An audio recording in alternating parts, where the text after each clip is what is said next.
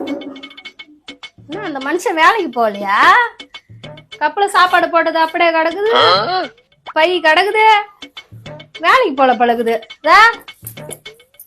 ஏன் வேலைக்கு போல? தலை வலிக்குது, உடம்பு சரியில்லை. தலை வலிக்குதா? படுத்துக்கு.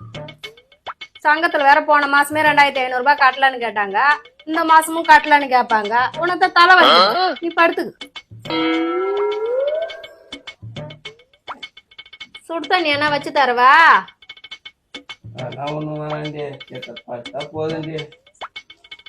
சிலிண்டர் வேற நாளைக்கே இன்னைக்கேன்னு இருக்குது, அதுதான் சொல்றேன். உனக்கு தலை வலிக்குது, படுத்து. கஞ்சி என்ன வச்சு தருவா? மாத்திரை போட்டுக்கிறே, தூங்குனா சரியா போயிருந்து. அரிசி வேற ஒரு படி தான் இருக்குது, அதுக்குதான் சொல்றோம். உனக்கு தலை வலிக்குது, படுத்துக்கு. தண்டல்காரங்க வேற வருவாங்க, போன வாரமே இல்லைன்னு சொல்லிட்டான், இந்த வாரமும் வந்து வாசல்ல நிப்பாங்க. இனிமே உடம்பு சரியில்லாம் சத்தியமா இந்த வீட்டுல படுக்க மாட்டேன். எதா இருந்தாலும் வேலை மேல போய் ஆகட்டும். எனக்கு படுக்க மாட்டேங்க, உடம்பு சரியில்லை.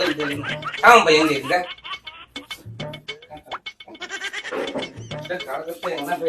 வேலை மேலே மனுஷன வேலைக்கு அனுப்புறதுக்குள்ள அவன் வேலைக்கு பறந்து கிடக்குறான்னு ஒரு வீட்டுல பத்துக்கிறாரு. தலை வலிக்குதான் அவருக்கு. செத்த உடம்பு சரியில்லைன்னா வீட்டுல படுக்க விட மாட்டாள. உப்பு இல்லன்றா, மிளகா இல்லன்றா, அரிசி இல்லன்றா.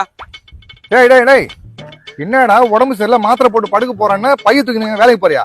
அதான்டா கேக்குறா. செத்த உடம்பு சரியில்லை வீட்டுல படுக்க விட மாட்டாடா. ஐயா யாரு? அந்த ராட்சசி. யாரு, உன் பொண்டாட்டியா? ஆமாண்டா. வேலைக்கு தான் கிளம்புறியா? எதா இருந்தாலும் அந்த வேலையில போய் ஆகட்டும். எனக்கு நான் போன்றேன். சரி அப்பா.